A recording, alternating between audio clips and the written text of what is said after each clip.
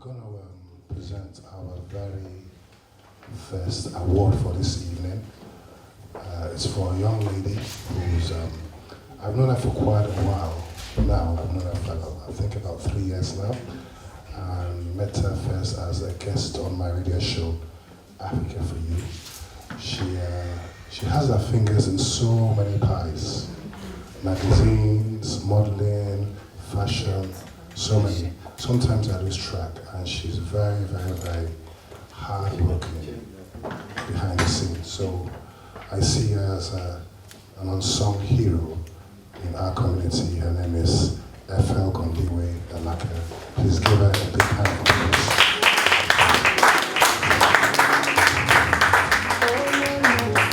Really proud of all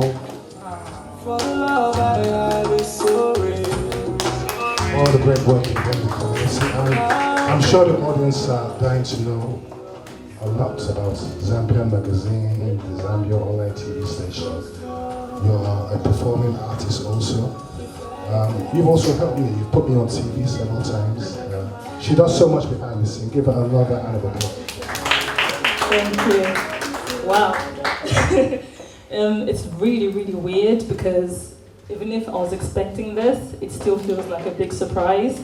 And so, Tony, I just want to say thank you so much for this. It really means the world to me because I really look up to you. You have done so much to not just help me, but everybody else that I know, whether on social media, people I've mingled with. You've been there for them, pushing them forward, you know, and I can see the passion that you use towards that, and I just want everyone to please give Tony just a huge round of applause for this initiative.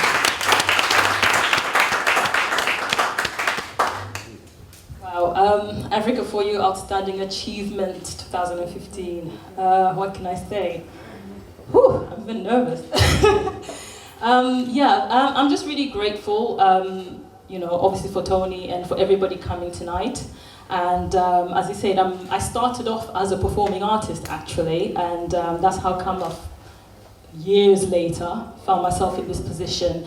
I'll give you kind of a brief so you can briefly understand where I'm coming from. As a performing artist, I used to pay a lot of attention on the news and what's going on, you know, with other artists, especially particularly the ones in America. And I discovered that some of them would go bankrupt, you know, they would have money issues, and I didn't understand. And I had such a passion to want to write songs and really be out there, but I was like, well, if I want to do it, how am I going to not end up like them, you know, and be bankrupt? Like, I don't want that, you know. And so I basically took a journey to start working for record labels. I literally went to the job center and demanded that I want a job in the music industry, and they laughed at me. And I was like, look, this is how it's going to be. It's either you help me find a job within the music industry so I can learn about the industry, or I'm going to be coming back every 2 months because I'll hate every job you give me, and I'll be quitting.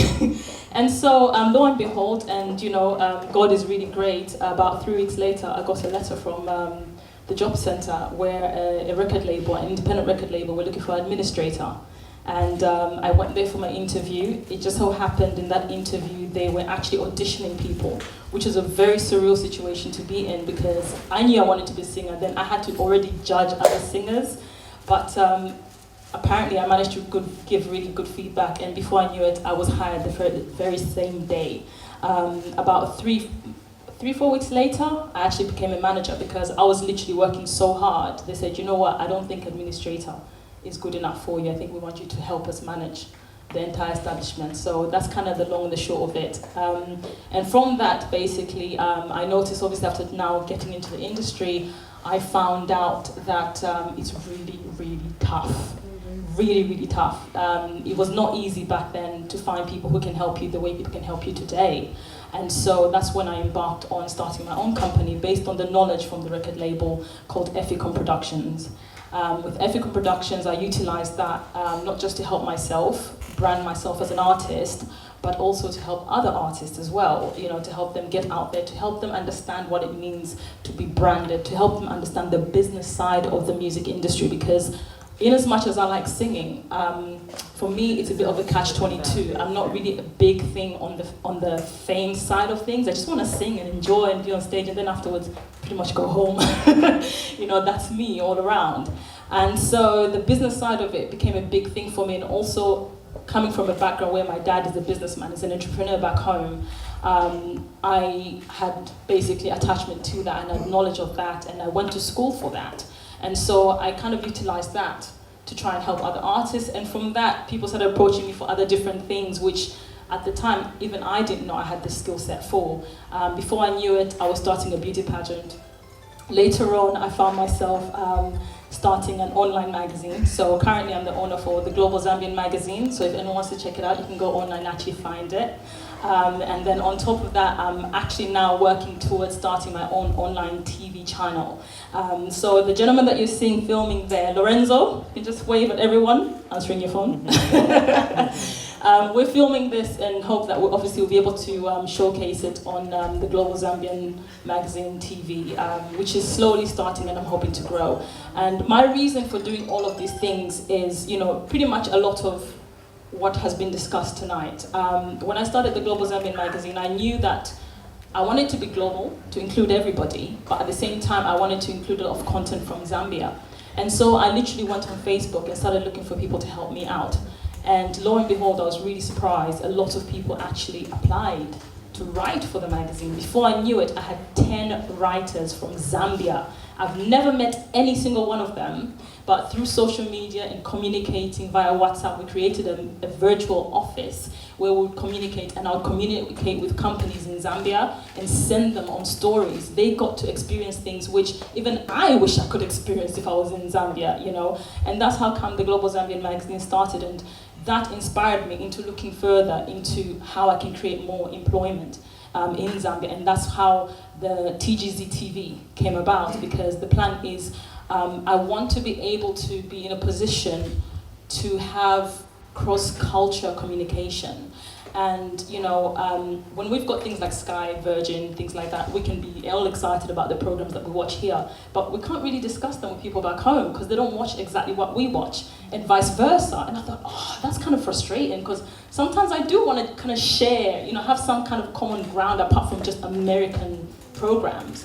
And so TGZ TV basically is a means of being able to have content from not just Zambia, but other parts of Africa, to be showcased on TGZ TV, and also content from here to see what people in the diaspora are actually doing, they're actually achieving, and people have an opportunity to actually watch it online without the restrictions of licensing that normal TV stations have. And so that's where I'm at today. I do a lot of behind the scenes stuff. I don't always love to be in the front every time. When it calls for it, I will be there. But I do a lot of behind the scenes. Everything that you'll see if you go on any of my website, I sit down, I do the website myself.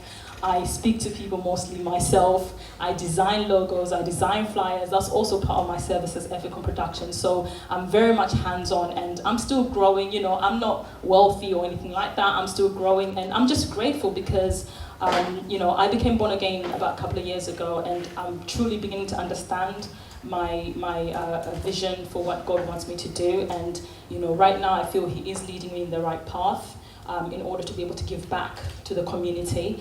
And on the give back thing, about I think 2 years ago now, I started a charity. It's just basically online called Give Back, Give with Heart. I started this because I used to go to the library all the time, and like I think the lady said, she see homeless people. I used to see homeless people all the time, and because I was always in such a hurry and I'm just in the library, I just read with books with nothing else, I used to feel so bad whenever I had to kind of walk past them.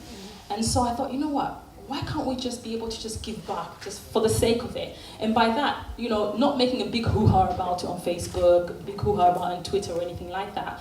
Just, you know, when you feel like you check out your neighbor, see, do they need help someday? It might be an old lady that can't even clean their house properly. And even as much as there's social services and that, sometimes they're quite lacking in their jobs, you know? And so sometimes even your next door neighbor, it doesn't take much, really and truly, you know, to think about it. How much time do you spend on Facebook sometimes just chatting away? That 1 hour, you could have gone to your neighbor and just checked up on them. You know, we're in a country where people can die and no one will know for a week.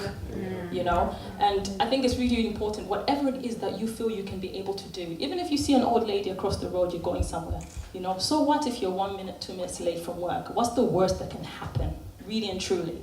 You know, and that's why Give Back, Give with Heart is there. And it's just basically right now it's a blog so that people can be able to share their stories, you know, people can write into Give Back, Give with Heart and just whatever it is that they're feeling, you know, even if they're feeling down, there can be someone maybe to respond to that and just encouraging each other and just really, you know, showing love for one another the way I believe God wants us to show love for one another. Thank you. Please give her another round of applause.